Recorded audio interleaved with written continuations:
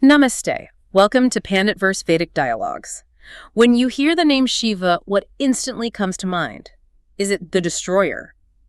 What if we told you that label, while common, barely scratches the surface of this profound and incredibly complex deity? That's exactly our mission in this deep dive. We're going to explore the multifaceted identity of Lord Shiva, his symbolic roles, the rich tapestry of his mythology, and his profound spiritual significance within Hinduism, especially during the sacred month of Shravan. Yeah, and we've taken a stack of truly fascinating sources for this, haven't we?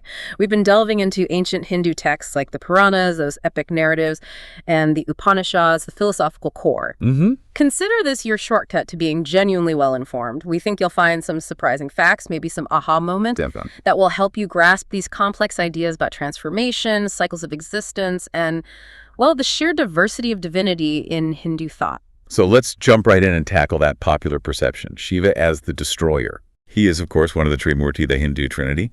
You have Brahma, the creator, Vishnu, the preserver. And Shiva.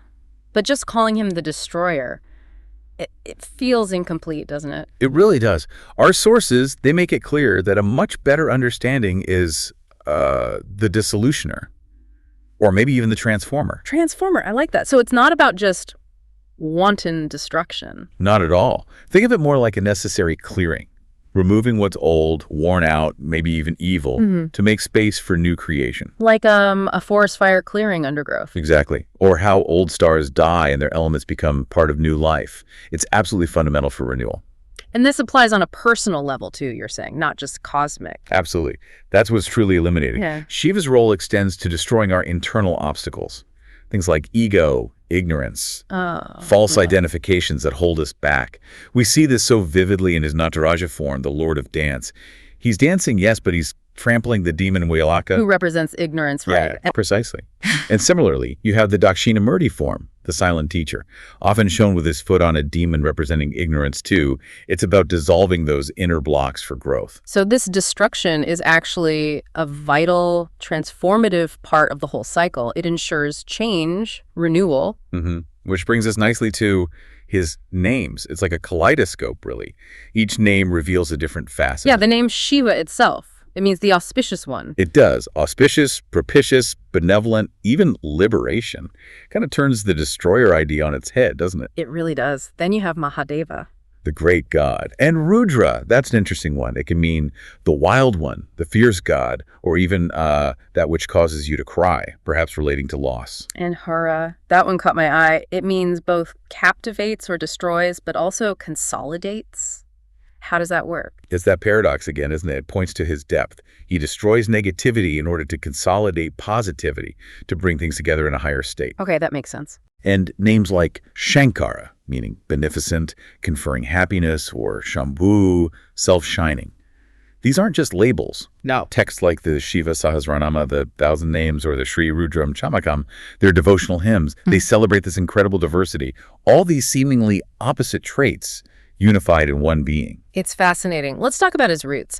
They might be even older than the Vedas, perhaps tribal? That's a strong possibility suggested by scholars, evolving from the Vedic storm god Rudra, but with deeper, perhaps pre-Vedic origins. And there's actual archaeology. Oh, yes. Pretty remarkable stuff. Prehistoric rock paintings from Bhimbetka, for one, and famously the Pachupati seal from the Indus Valley civilization. Right, that's from, what, 2000 BCE? Around 2350 to 2000 BCE, yeah. It shows this figure in a yogic posture surrounded by animals. Many see it as a proto-Shiva. Suggests a very ancient concept of an ascetic, powerful deity connected to nature. And the parallels with Dionysus, the Greek god, that's quite striking too. It is. Both have those contrasting, terrifying, and blissful sides. Associations with bulls, snakes, dancing, a sort of wild, carefree life. Ancient Greek texts even called Shiva Indian Dionysus. They did. It really hints at possible ancient cultural exchanges, doesn't it? A shared understanding, perhaps. So tracing his evolution in texts, the word Shiva started as just an adjective. That's right. Initially, it was used for various Vedic gods like Indra, meaning auspicious or kind. It wasn't a proper name yet. When did it become the name for this major deity? The big shift seems to happen in the Shiftashvatara Upanishad.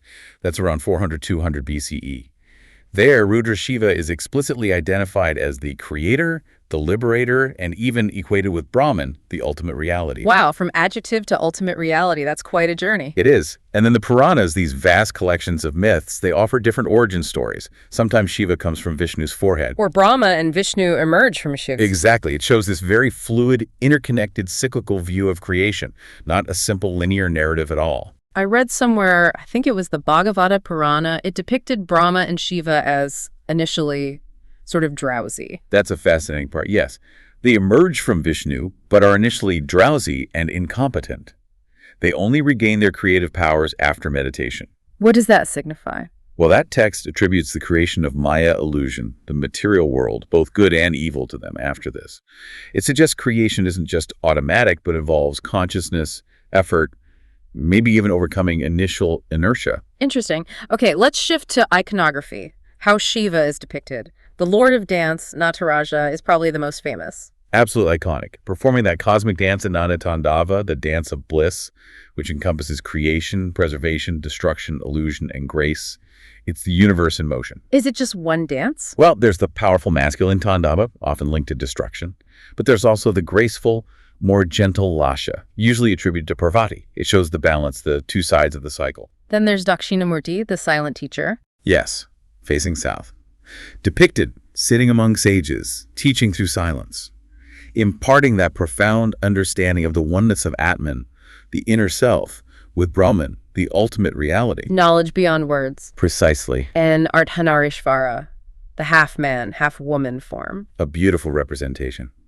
Shiva and Parvati fused into one body. It symbolizes the perfect synthesis, the inseparability of the masculine Purusha, consciousness, and the feminine Prakriti, energy or nature. Showing that the divine contains all dualities. Exactly. The complete universe, masculine and feminine, perfectly balanced within the one being. And we have to talk about the lingam. It's probably the most common symbol in temples. It is, and it's crucial to understand it beyond the simplistic and often contested interpretation as merely phallic. Right. Many devotees see that as a serious misreading. Absolutely. Fundamentally, it represents the formless, infinite creative principle, the cosmic column, the axis mundi, an aniconic symbol of that ultimate unmanifest energy. The Gudamalam lingam is one of the oldest known, from maybe the 3rd century BCE. What about other symbols we often see? The trident. The Trishula represents the 3 fundamental aspects: creation, maintenance, destruction. Also the 3 gunas, or qualities of nature. The crescent moon. Symbolizes control over time, the cycles of nature, and also a calm, controlled mind. And the third eye. Represents higher consciousness, wisdom, insight beyond ordinary perception. The eye of knowledge. The Damaru drum. That small hourglass-shaped drum. Said to be the source of the primordial sound, the very vibrations from which creation emerged. And Nandi, the bull. His loyal mount, Nandi, symbolizes strength, dharma, righteousness, and steadfast devotion. One more thing on forms the 5 faces, Panchanana. Yes, Pankana or Panchabrahma, often unseen but conceptually important. Each face corresponds to one of his 5 divine activities: creation, preservation, destruction, concealing grace, and revealing grace. Highlighting 5 as a sacred number for him. Correct. It encapsulates his all-encompassing nature. Okay, moving into his place within Hinduism today. Shaivism is a major sect, right? One of the 4 major traditions, yes. For Shaivites, Shiva is the supreme being, absolute reality, pure consciousness, encompassing everything: creation, preservation, dissolution. He's even the U sound in Om. But he's also revered in other traditions like Vaishnavism and Shaktism. He is, and that shows a remarkable harmony. Texts often portray Vishnu and Shiva as complementary, sometimes even as aspects of each other. Vishnu is Shiva, Shiva is Vishnu. No conflict there. Not necessarily. Yeah. Or in Shaktism, he's the essential partner to the supreme Devi, the goddess.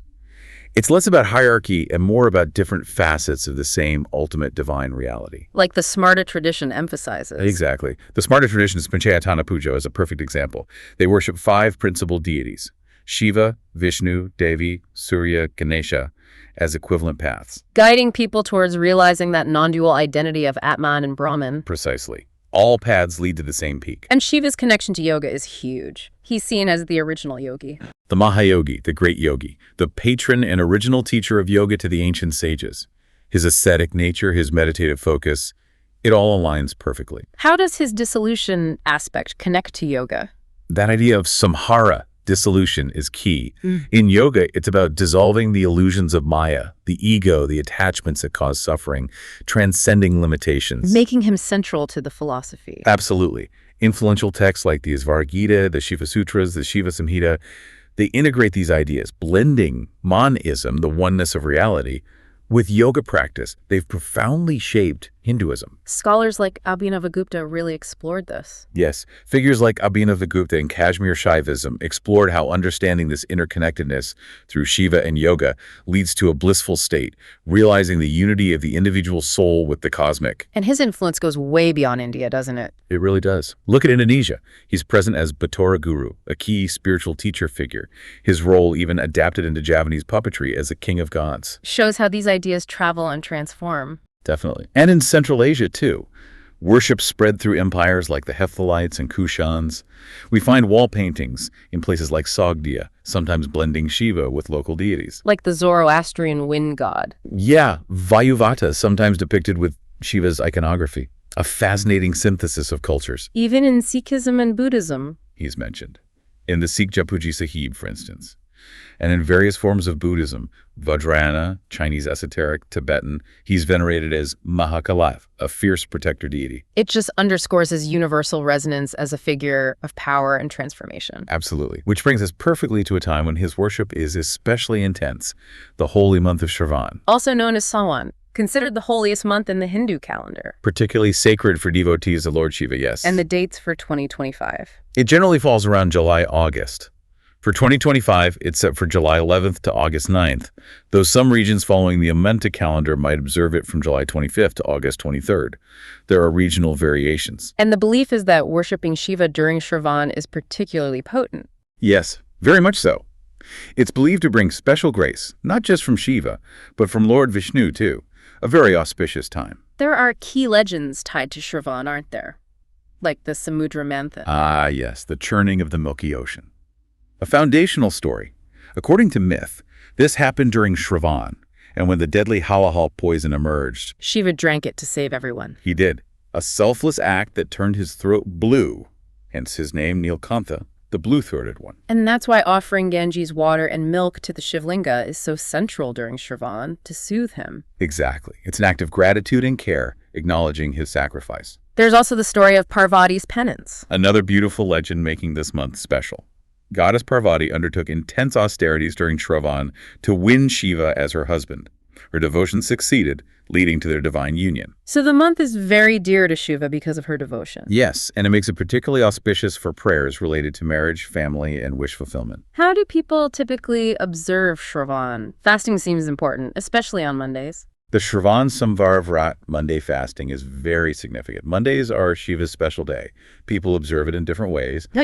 There's the more austere fast, just water all day, breaking it after sunset with simple food, usually without onion or garlic. Or a partial fast, allowing fruits, milk, certain permitted foods during the day, and then one meal at night. And the benefits are seen as spiritual and physical. Both. People seek spiritual bliss, improved health, increased willpower. For unmarried women, it's often observed with the hope of finding a good husband, echoing Parvati's devotion. And it's not just Mondays. Well, Mondays are key for Shiva. Different days of the week in Shravan are often dedicated to other deities too, like Gauri, Parvati on Tuesdays, Lord Vishnu or Shanidev on Saturdays, the sun god on Sundays. It becomes a month of broad spiritual focus. What about the daily rituals, the puja? Common practices include taking a purifying bath early, cleaning the home shrine or temple space, lighting a lamp. And offerings. Yes, offering Panjamrit, that mix of milk, curd, sugar, honey, ghee. And bay leaves are considered extremely sacred to Shiva, offered along with flowers to the Shivlinga. Mantras must be important too. Very much so. Chanting the Shiva Chalisa, a 40-verse hymn of praise, is common. And the Mahamrityunjaya mantra. Om Trambaka Yajama. That's the one. A powerful mantra for healing, protection, well-being, and ultimately liberation. Are there more elaborate ceremonies? Yes, some undertake the Rudram Chamakam Yagna Puja. Chanting these powerful Vedic hymns from the Yajurveda is considered a very direct way to connect with Shiva's grace. It's believed to remove negative influences, bring health, wealth, success, a path to enlightenment. And people often wear Rudraksha beads. Yes, those seeds are strongly associated with Shiva, believed to hold his energy. And smearing vibhuti, sacred ash, on the forehead and body is also a common sign of devotion, symbolizing purity and detachment.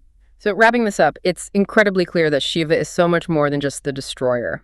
Oh, absolutely. Yeah. He embodies these fundamental cycles, creation, preservation, and dissolution that underpin everything. His story, his forms, the worship, it's really a profound way to look at transformation, isn't it? Both cosmic and deeply personal. It truly is. And maybe that leaves us with something to reflect on. As you think about Shiva's nature, perhaps consider how that idea of destruction for creation shows up in your own life. That's a powerful thought.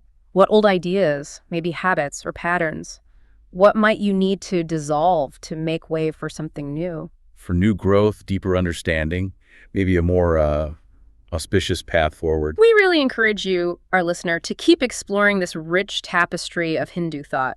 Perhaps even see how these ancient principles might resonate in your own journey of transformation and renewal. You've been listening to Vedic Dialogues by Pandaverse, also available on YouTube Music, Spotify, Amazon Music, and Audible. Stay tuned.